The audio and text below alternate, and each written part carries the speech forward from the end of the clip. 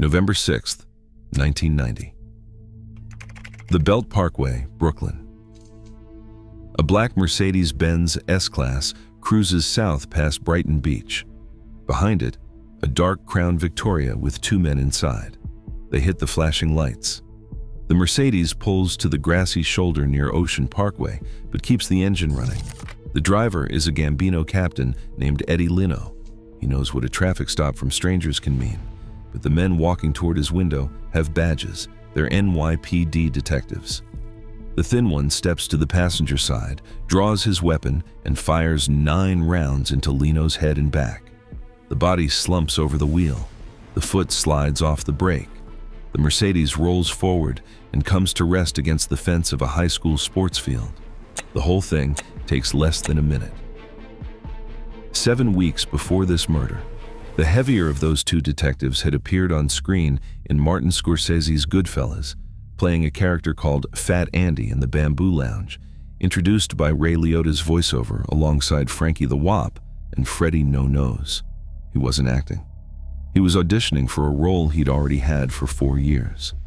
This is the story of Louis Eppolito, the 11th most decorated detective in New York City, a $4,000 a month contract killer for the Lucchese crime family, and the man who turned an NYPD badge into the deadliest weapon the American Mafia ever had. 8 murders, 2 attempted murders, 1 kidnapping, all committed by cops. You have to understand who Louis Eppolito was before you can understand what he became. Because the Mafia wasn't something he fell into. It was something he was born into. Louis John Eppolito came into the world on July 22, 1948, in Brooklyn. He grew up in East Flatbush, a neighborhood people called Pigtown. His father, Ralph Fat the Gangster Eppolito, was a Gambino crime family soldier. His uncle, James Jimmy the Clam Eppolito Sr., was a Gambino cap regime personally made by boss Carlo Gambino. His cousin, James Jr., was a made Gambino member. Even his grandfather was described as a made man. 4 generations of Cosa Nostra. By age 10, Louis was tagging along on his father's bookmaking rounds. By 12, he knew his father killed people for money. On October 1st, 1979, both his uncle Jimmy the Clam and cousin Jim were murdered on orders from boss Paul Castellano, shot by Gambino soldiers Nino Gaggi and Roy DeMeo. That's the world Louis grew up in. Not Goodfellas the movie. Goodfellas the reality. His father Ralph died of natural causes on March 8, 1968. Louis was 19, and 1 year later, in what multiple sources describe as an act of rebellion, he applied to the New York City Police Department. His family thought he was insane. "They all told me I'm crazy," he said. On his application, he lied. He stated he had no relatives in organized crime. The NYPD was hemorrhaging officers during the Vietnam-era manpower shortage, and nobody checked. During police academy training, an instructor projected an organized crime chart on the overhead screen. A classmate pointed at the wall and said, "Hey, Louis, there's a guy with your last name." It was his father's mugshot. He slipped through anyway. Eppolito was promoted to detective in 1977. He worked the 63rd Precinct in Marine Park, Brooklyn. The Daily News called him the 11th most decorated cop in the city. He had a Medal of Valor, an Exceptional Merit Citation, multiple departmental recognition awards. He claimed to have survived 8 shootouts. He was physically massive, 6 feet tall, a former bodybuilder who had won the title of Mr. New York City in the early 70s. A former colleague recalled his biceps were so big, he had to roll his uniform sleeves almost to his shoulders. He carried a polished black 14-shot Smith & Wesson 9mm automatic and bragged about beating suspects, using ammonia on them, breaking their bones. He was a decorated cop. He was also, very clearly, a man who belonged to that other world. And in 1983, the NYPD got its first proof. FBI agents raided the New Jersey home of Sicilian heroin trafficker Rosario Gambino and found NYPD Intelligence Division records bearing Eppolito's fingerprints. He was suspended without pay in November 1984. A departmental hearing was convened, and in April 1985, that hearing cleared him on insufficient evidence. He was reinstated with $11,000 in back pay. As Joseph Coffey, former head of the NYPD Organized Crime Task Force, later put it, "It was well known they were hooked up with the mob. I could not afford a $2,000 suit, and they could." That failure to act enabled every murder that followed. Think about it. The NYPD had a detective whose fingerprints were found on intelligence documents in the home of a Sicilian mafia heroin trafficker, whose father and uncle and cousin were all made Gambino men, and they gave him his badge back. What happened next is on them as much as it is on him. Because by early 1986, Eppolito and his partner, a quiet, thin detective named Stephen Caracappa, were on the payroll of the most dangerous man in the Lucchese family. The chain worked like this. A career criminal named Burton Kaplan met a man named Frank Santoro Jr. in federal prison. Santoro was Eppolito's cousin. After their release, Santoro told Kaplan his cousin and his partner could provide law enforcement intelligence for cash. Kaplan brought the offer to Lucchese underboss Anthony Gaspipe Casso, and Casso said yes immediately. Eppolito proposed the retainer himself, $4,000 a month. Special jobs cost extra. Over the life of the conspiracy, the total payments reached approximately $375,000. Here's what Casso got for his money: 2 active NYPD detectives who could run names, plates, and addresses through police databases. Who could identify government informants before they testified? Who could reveal ongoing investigations, surveillance operations, and wiretaps? Who could warn about imminent indictments and arrests? And who could pull people over with flashing police lights, handcuff them, and deliver them to be tortured and killed? They weren't informants. They were an intelligence service with badges and guns. Caracappa was the more dangerous of the two. He'd been assigned to the Organized Crime Homicide Unit, the very unit tasked with investigating Lucchese family murders. He helped create it. He had direct access to every informant file, every investigation brief, every wiretap log in the system. And he was feeding all of it to the people he was supposed to be hunting. Here's where it gets dark. On February 10th, 1986, a 34-year-old Orthodox Jewish diamond dealer named Israel Greenwald was driving through Brooklyn when 2 men in a car with flashing police lights pulled him over. They told him he was suspected in a hit and run. They said he needed to come to the precinct for a lineup. He trusted the badge. He got in their car. They drove him to a parking garage on Nostrand Avenue, managed by a terrified tow truck driver named Peter Fransone. Inside a single-car enclosure, Frank Santoro shot Greenwald. Fransone was forced at gunpoint to dig the grave beneath the garage floor. Israel Greenwald's body stayed buried there for 19 years. His car was found abandoned at JFK Airport. He left behind a wife and 2 daughters, ages 9 and 7. Why did he die? He'd unknowingly carried a stolen treasury bill to Europe during a business trip. Kaplan feared he'd cooperate with the FBI and expose the laundering scheme. Greenwald had no criminal record, no mob ties. He died because he was a loose end worth $25,000 to Burton Kaplan. 8 months later, in October 1986, Eppolito and Caracappa took on a very different kind of job. Casso had survived an assassination attempt the previous month, ambushed by gunmen. He escaped by hiding in a restaurant meat locker. He wanted one of the shooters, a low-level Gambino associate named Jimmy Heidel, brought to him alive. Not dead, alive. Because Casso wanted names. The 2 detectives visited Heidel's mother Betty's house on Staten Island first, asked where Jimmy was, then they found him in Bay Ridge near a club. They pulled up in a car Casso had provided, one that looked like an unmarked police vehicle. They pretended to arrest him, handcuffed him, drove him to Franzone's garage, bound his feet and transferred him to the trunk.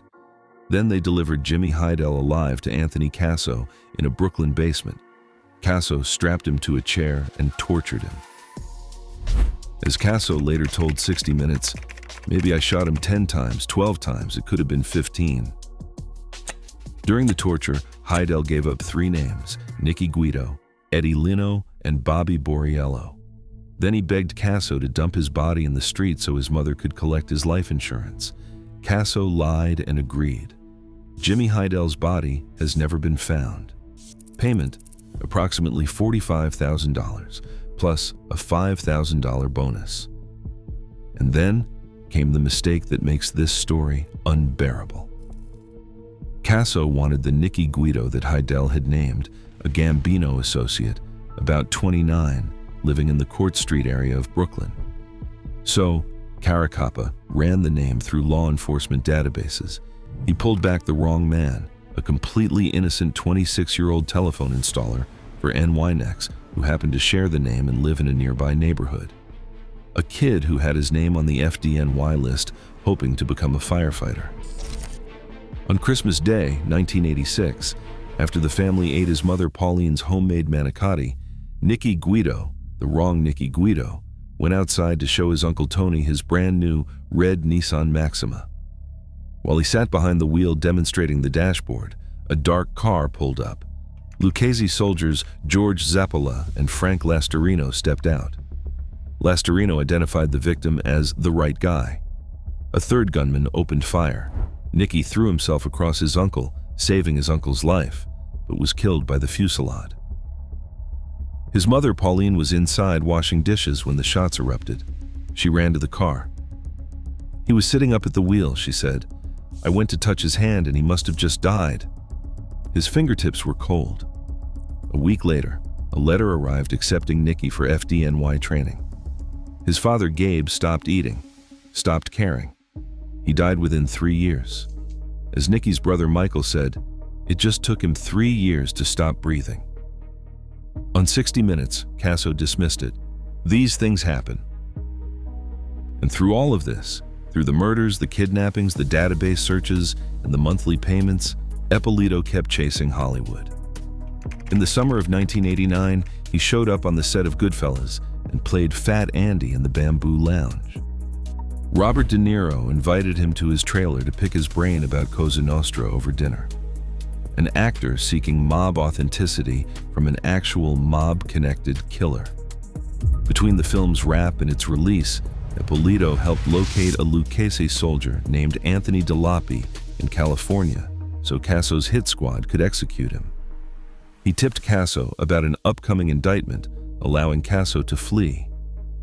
He provided the false intelligence that got Bruno Facciola murdered with a dead canary stuffed in his mouth, the Mafia's message for a rat. Facciola wasn't actually an informant. Then Goodfellas opened, September 19, 1990. And 7 weeks later, Eppolito and Caracappa committed the murder that would eventually bring the whole thing down. On the evening of November 6, 1990, Eddie Lino, a Gambino captain whose name had been tortured out of Jimmy Hidell 4 years earlier, left the Cabrini Social Club on Avenue U in Brooklyn and got into his black 1990 Mercedes-Benz S-Class. He pulled onto the Belt Parkway heading south. Eppolito and Caracappa were behind him in a dark, unmarked Crown Victoria. Near Brighton Beach, approaching the service road by Ocean Parkway, they hit the flashing lights.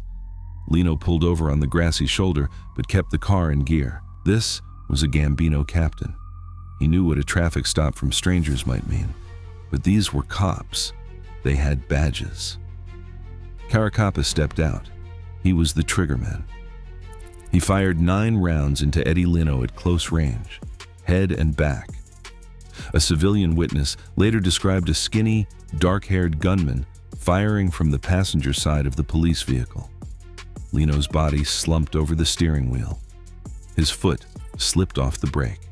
The Mercedes rolled forward and came to rest against a fence surrounding a high school sports field.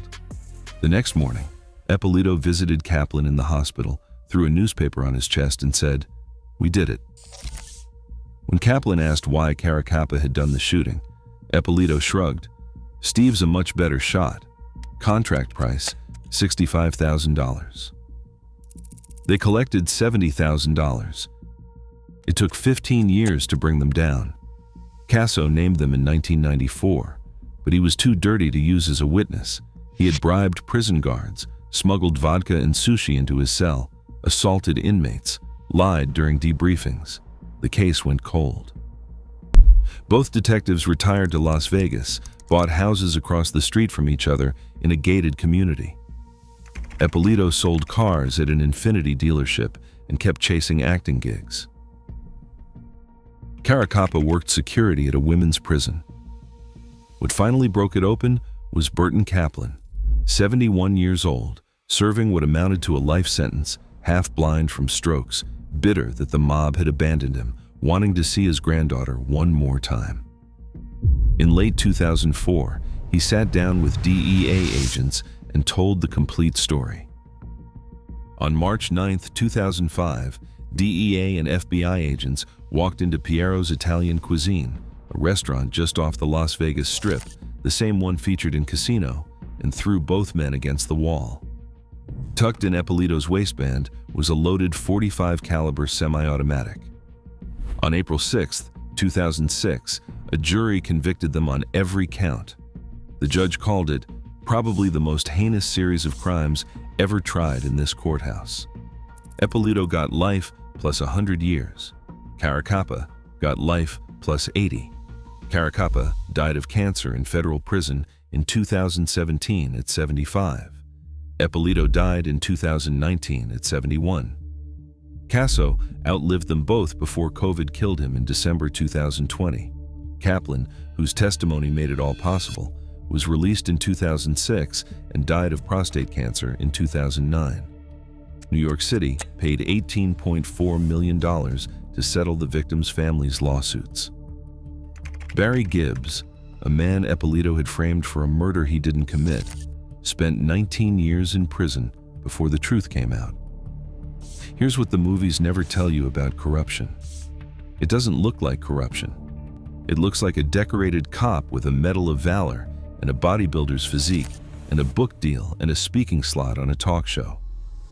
It looks like a man so comfortable in both worlds that he could play a fictional gangster on camera and then drive home to be a real one. The Mafia Cop's case wasn't about two men who crossed a line. It was about two men who never recognized the line exists, because for Louis Eppolito, the distance between the badge and the Borgata was always exactly 0. Pauline Pipitone kept Nikki's red Nissan Maxima in the driveway for years.